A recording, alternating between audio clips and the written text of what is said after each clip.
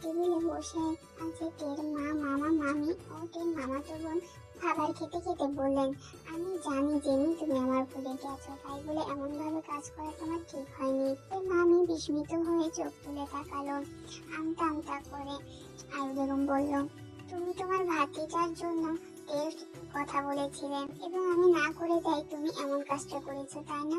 তোমার নেশাখোর অকম্মা ভাইপোকে না বলায় এই প্রতিশোধ তুমি নিলে, তাই তো? তবে বলো তো, তোমার মেয়েকে যদি এমন বিয়ের আসর থেকে বিয়ে ভেঙে যেত তখন তোমার কেমন লাগতো? তুমি কি মেনে নিতে পারতে? আজ আল্লাহ সহায় ছিল বলেই তো আমার এক গতি হলো। তাহলে ভেবে দেখেছো কত কিছুর সম্মুখীন হতে হতো তোমার মেয়ের? মামা এতক্ষণ বোনের কথা শুনে অবাক হলেন। তার বউ এমন কাজ করবে তিনি কখনো কল্পনা করেননি। কিভাবে পারলেন এমন একটা কাজ করতে? তিনি বউয়ের দিকে চোখ গরম করলেন, রাগে কণ্ঠে বললেন, আমি কি শুনছি লিসার মা, তুমি এমন কাজ করেছো? এই মামি চোখ জোড়া মাটিতে নিবদ্ধ করে নিলেন। নিজের ভুল বুঝতে পেরেছেন। আসলে রাগের মাথায় কি করছিলেন তা সে এখন বুঝতে পেরেছেন। আসলে খুব খারাপ কাজ করেছেন তিনি, তাই নিজের ভুল বুঝতে পারলেন। মাফ করে দিন আপা, আমার ভুল হয়ে গিয়েছে। আয়ু কিছু বললেন না। খাবারটুকু শেষ করে নিজের রুমে চলে গেলেন। নিজের রুমে গিয়ে দরজা বন্ধ করে দিলেন। চোখে মুখে পানি ঝাপটে নিলেন। দক্ষিণ পাশের জানলার সামনে রেকিং চেয়ার বসিয়ে বাইরের আকাশের দিকে তাকালেন। কিছুক্ষণ তাকিয়ে থেকে চোখ বন্ধ করে ফেললেন। বড্ড একা লাগছে তার। এত বছরে যে একাকিত্ব অনুভব হতো, আজ যেন তা ভয়ঙ্কর রূপে নিয়েছে। একাকিত্ব যেন তাকে গ্রাস করে নিয়েছে। একাকিত্ব যেন তার গভীর ভাবে ঘায়েল করছে। ক্ষণে ক্ষণে মন বিষিয়ে দিচ্ছে, চোখ ঝাপসা হয়ে আছে। অবশ্য একাকিত্ব তিনি নিজের মধ্যে মিশিয়ে নিয়েছেন, যেন একাকিত্বের সাথে তার গভীর ভাবে সম্পর্ক।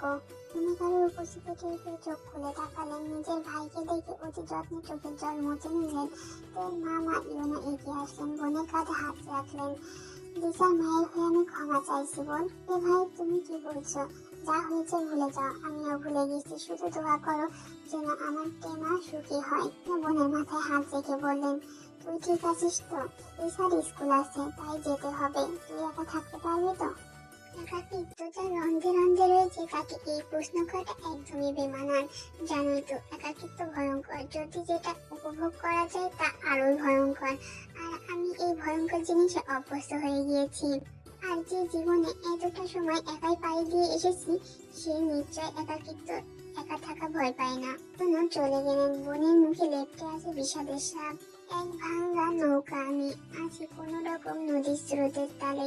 নাই কোনো কুল, নাই কোনো কিনারা, কখন যেন ডুবে যায় গভীর অতলে। একে কিছু বলতে না দিয়ে জাঙ্কুক পেতে একপাশে শুয়ে পড়লো। এখন একটু আরামের প্রয়োজন। এত ঝামেলার যেন শরীর মন দুটোই বেশ ক্লান্ত। বেশ কিছুক্ষণ নিজে জায়গায় থ মেরে বসে থাকতেই মশালে ভরাট কণ্ঠে তার মস্তিষ্ক নড়ে উঠল। এভাবে বসে না থেকে ড্রেস চেঞ্জ করে এসো। আমি প্রচুর টায়ার্ড, ড্রেস নিতে হবে, তাই লাইটটা অফ করে দিও। জাঙ্কুকের দিকে তাকিয়ে রইল। কেমন কেমন মানুষ রে বাবা, কোথায় বউয়ের সাথে দু চারটে শব্দ বিনিময় করবে, মানছি বিয়েটা হুট করে হয়েছে, তাই বলে কি এমন করে থাকতে হবে? জাঙ্কুক এবার এর দিকে তাকালো, দুজনের চোখাচোখি হলো। কাট কাট কণ্ঠে বলল, তুমি কি শুনতে পাওনি আমি কি বলেছি? তে কিছু বলতে যাবে তার আগে বেড থেকে উঠে রুমের লাইট অফ করে দিয়ে আসলো জাঙ্কুক। বিরক্তি কণ্ঠে বলল, বয়রা। তে পুষে উঠলো, কিছু বলার সাহস করলো না, কিন্তু মনে মনে প্রতিজ্ঞা করলো এর প্রতিশোধ তে নিবেই। এই লোক কথাগুলো ভেবে ওয়াশরুমে চলে গেল। তে পুরের মসজিদে আজানের আওয়াজ শোনা যাচ্ছে আর মোড়া ভেঙে উঠে বসলো। তে ওয়াশরুম থেকে ফ্রেশ হয়ে একবার ভাবলো জাঙ্কুককে ডাক দিবে, পরক্ষণে রাতের কথা ভেবে চুপ থাকলো। তে না বাবা, ডাক দিলে যদি আবার ছাড়ি খেতে হয়। নামাজ শেষ করে বেডের দিকে তাকিয়ে দেখলো জাঙ্কুক নেই। তখন ওয়াশরুম থেকে বের হলো জাঙ্কুক। তেকে উপেক্ষা করে নামাজে আদায় করার জন্য বের হয়ে গেল রুম থেকে। নামাজ পড়ার পর কোরআন পড়ার অভ্যাস, আর সেই কাজ করতে বেশ কিছুটা রেস্ট নিতে নিচে চলে গেল। জিন বসার ঘরে বসে চা খাচ্ছে। চা ছাড়া কোনো কালেই তার চলে না। তেকে দেখে তিনি একটা হাসি দিলেন। তে এগিয়ে গেলেন তার দিকে। এত সকালে উঠেছিস কেন তে? মামনি ঘুম ছুটে গিয়েছে। চা খাবি? তুমি জানোই না আমি চা খাই না। চা বাবা, ভুলে গিয়েছিলাম, বয়স হয়েছে তো তাই। তে মামুনির কথায় হেসে দিল। দুজনে গল্প শুরু করলো। মাঝেই উপস্থিত হলো তাদের বাসার হেল্পিং হ্যান্ডেল রঞ্জুন। রঞ্জুন তের দিকে তাকালো, বলল, তে আপু কখন আইলো? এত সকালে আইলো যে? কই খালাম্মা লগে আহে নাই? না, তে কাল রাতে এসেছে। ভালোই হয়েছে তে আপু, কয়দিন থাইকা যান। আমার হাতে স্পেশাল ভর্তা খাওয়াবো আপনারে। তে এখন থেকে এই বাসায় থাকবে, তাই যখন মনে যা চাই তখন তাই বানিয়ে দিস। ও মা কি কন আপনি খালাম্মা? শোন তে, জাঙ্কুকের ভাইয়ের তো জাঙ্কুক ভাইয়ের বউ বিয়ে দিয়েছি দুজনের, সেই জন্যই তে এই বাসায় থাকবে। তাই আজ থেকে তেকে ভাবি বলে ডাকবি। হাই হাই কোন কি খালাম্মা, ভাইজান বিয়া করল কবে? ভাই না এতদিন দিয়া বিয়া করবে না কইরা অবরোধ করিল, তাই বিয়া করলো কেমনে? ভাইজান মনে হয় ভাবির সাথে প্রেম করেছে। কথাখানা বলে নাজুক ভাবে হেসে উঠলো ইয়ঞ্জন। আবারও দরজায় পড়তে হলো তের, তাও আবার শাশুড়ির সামনে। রঞ্জন, তোমাকে বেশি কথা বলতে বারণ করেছি। আমার জন্য ব্ল্যাক কফি নিয়ে আসো কুইক। মেন দরজা দিয়ে প্রবেশ করতে করতে বলল জাঙ্কুক বসার ঘরে সোজা সিঁড়ি বেয়ে উপরে চলে গেল। এর মাঝে একবার তের সাথে চোখাচোখি হলো।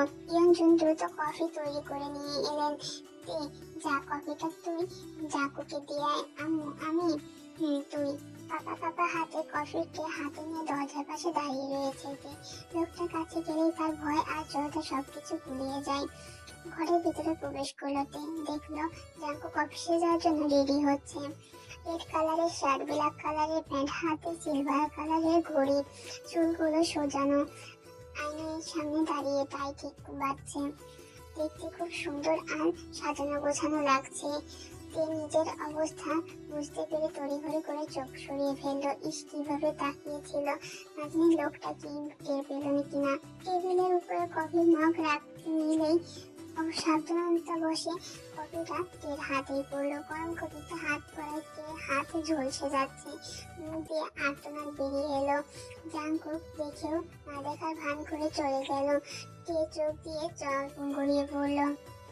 রঞ্জন, যদি আমার কফি নিয়ে আসতে সমস্যা হয় তাহলে বলে দিতে পারো, আমি নিজের কফি নিজে নিয়ে যাব। অন্তত এতে কারোর হাত পড়বে না। জিনকে কিছু বলার সুযোগ না দিয়ে কিচেনে চলে গেল জাঙ্কুক। কিচেনে গিয়ে আইস কিউব নিয়ে রুমে গেল। আইস কিউব ও টুথপেস্টের সামনে রাখলো। টের দিকে তাকিয়ে রুট কণ্ঠে বলল, আইস কিউব ও টুথপেস্ট লাগিয়ে নিও। নিজেকে গুছিয়ে রুমে দরজার কাছে দিয়ে পিছনে ফিরে জাঙ্কুক ঠান্ডা কণ্ঠে বলল, যে কাজ করতে পারে না সেই কাজ না করাই ভালো। আর যে কোনো জিনিসের সময়ের উপর ছেড়ে দিতে হবে। আমরা যতই ইনফোর্ট দেই না কেন, সময়ের উপর ছেড়ে দিলে বা নিজেদের দায়িত্ব সবসময় ঠিক করে দেয়। বলেই রুম থেকে বের হয়ে গেল জাঙ্কুক। তে বোকার মতন হাঁ করে থাকলো। কি বললো জাঙ্কুক তা তার মাথায় কিছু ঢুকলো না। রাতে খাবার টেবিলে একসাথে বসেছে সকলে। জাঙ্কুকের বাবা আরেম খাবার খেতে খেতে বললেন, জাঙ্কুক পরশু থেকে তুমি অফিসে যাওয়ার সময় কে ভার্সিটিতে দিয়ে আসবে। আমি কেন? ড্রাইভার তো আছে তাকে সুন্দর মতন পৌঁছে দেওয়ার জন্য। তোমার অফিসে যাওয়ার পথেই তার ভার্সিটি, তাহলে গেলে প্রবলেম কোথায়? আমি চেষ্টা করব, তুমি তাকে পৌঁছে দিবে, এটাই আমার কথা। প্লেট বাটি সবকিছু গুছিয়ে কে রুমে এসে দেখলো জাঙ্কুক টেবিলে বসে ল্যাপটপে কাজ করছে। ড্রেসিং টেবিল থেকে জিরো নিতে গেলে অসাবধানতায় জাঙ্কুকের ফোনটি মাটিতে পড়ে গেল। মাটি থেকে উঠাতে জাঙ্কুক বলল, এই মেয়ে, প্রবলেম কি তোমার? নিজের মতো থাকতে পারো না? তারপর থেকে একটার পর একটা ঝামেলা।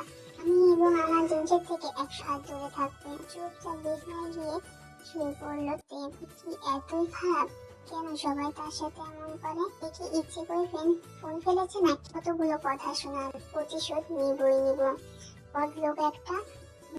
সকাল সকাল ঘুম থেকে উঠে নাস্তা শেষ করে রুমে বসে দেরি হচ্ছে। আজ ভার্সিটিতে যাবে। জাঙ্কুক রেডি হওয়া শেষ। জাঙ্কুক রুম থেকে বের হতে বলল, 2 মিনিটের মধ্যে নিচে আসো। লেট করা আমার একদমই পছন্দ না। এই মাথা দুলিয়ে বললাম, জি। এই লোকটার সাথে ভার্সিটিতে যেতে হচ্ছে, কি একটা অবস্থা। না জানি রাস্তায় কতগুলো বকা খেতে হয়। এই গোমরা মুখটার তো আবার অভ্যাস আছে কথায় ঝাড়ি পাত করা। নিজের আইডি কার্ড খুঁজতে লাগলো। এই আইডি কার্ড না থাকলে আবার ঝামেলা। বিরক্তকর।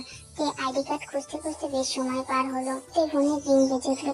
টিভি কান বসালো। না জানি কতগুলো লেকচার শুনতে হয়, তার ফোন রিসিভ করতে শুনতে পেলাম। কি হলো, ভার্সিটি যেতে ইচ্ছা হচ্ছে না? এভাবে আমার সময় নষ্ট করছো কেন? গাড়িতে না আসতে চাইলে বলে দাও, আমি চলে যাই। না, আমি যাবো আপনার সাথে, একটু ওয়েট করুন। জাঙ্কু কল কেটে দিল। ব্যাগ নিয়ে বের হলো। দ্রুত নিচে নেমে জিনের থেকে বিদায় নিয়ে গাড়ি উঠলো। বসতে বসলে আরেক বিপত্তি। সিট বেল্ট লাগানোর চেষ্টা করলেও কিন্তু হচ্ছে না। এমনি সময় ঠাস ঠাস করে বেল্ট লেগে যায়। আর কেন লাগছে না? আজ আবার আরেক দফা ছাড়ি খেতে হবে। ভালো লাগে না। প্রতিবারই তো ঠিক মতো লেগে যায় সিট বেল্ট, আজ কেন লাগলো না আল্লাহ জানে। জাঙ্কুকের দিকে তাকালো, চোখ মুখ বিরক্তির ছাপ দিয়ে মুখ কাঁদো কাঁদো করে বললো, আসলে আমি পারছি না। জাঙ্কুক দাঁতে দাঁত পিষে বললো, পারোটা কি? শুধু কে মতো ঘুরতে পারো, ইডিয়েট একটা। তীর কাছে এগিয়ে আসলো জাঙ্কুক, সাথে সাথে একটি চোখ বন্ধ করে নিল। এই প্রথম কোনো ছেলেদের এতটা কাছে এসেছে। তীর হাত পা যেন সব অবাস হয়ে যাচ্ছে, শ্বাস প্রশ্বাস ঘন হয়ে আছে, বুকের হার্টবিট দ্রুত লাফাচ্ছে। তবে তীর ভালো লাগলো, অনুভূতিগুলো নেচে উঠলো।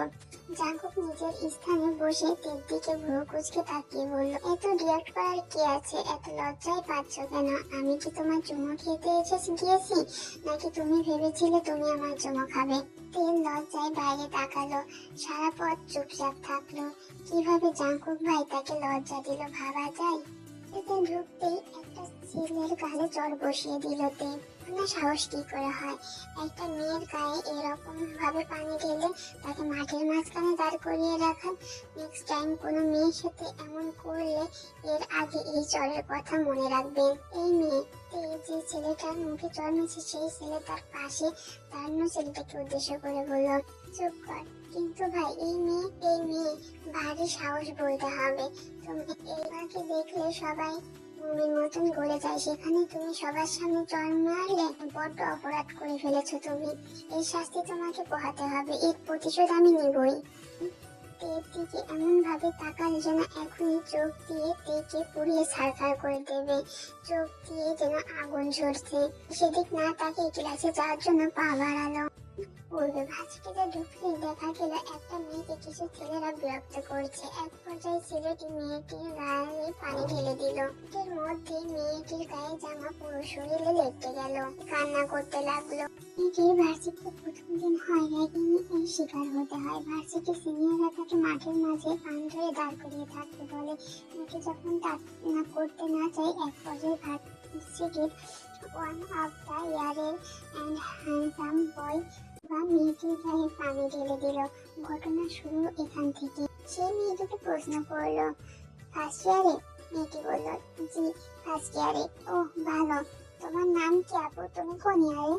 সেকেন্ড ইয়ারে। তোমাকে অনেক ধন্যবাদ আপু, আমি তখন অনেক ভয় পেয়ে গিয়েছিলাম, তুমি না থাকলে আমার যে কি হতো বলে মেয়েটি কেঁদে দিল। মেয়েটা ভালোই ভয় পেয়েছে।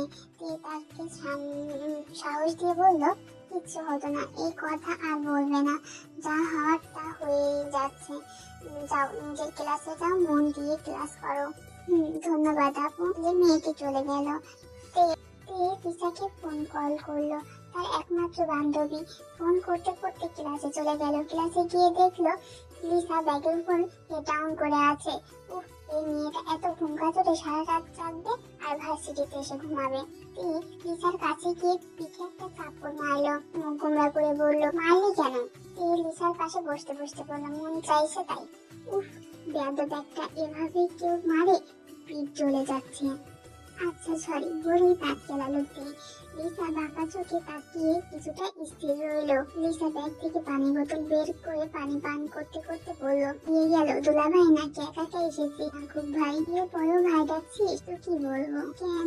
ও গো, শুনছো গো, উনি জান টিয়া ময়না এগুলো বলবি? সে ভেঙচি কাটলো। এই মেয়ের মুখ যত সব আজইরা কথা। সে চুপ থাকতে দেখে লিসা বলল, লজ্জা পাচ্ছিস কেন? অবাক হয়। সে কোথায় লজ্জা পেল? কে বিরক্ত কণ্ঠে বলল, কোথায় লজ্জা পাচ্ছি? আর লজ্জা পাবো কেন? আমি মোটেও লজ্জা পাচ্ছি না।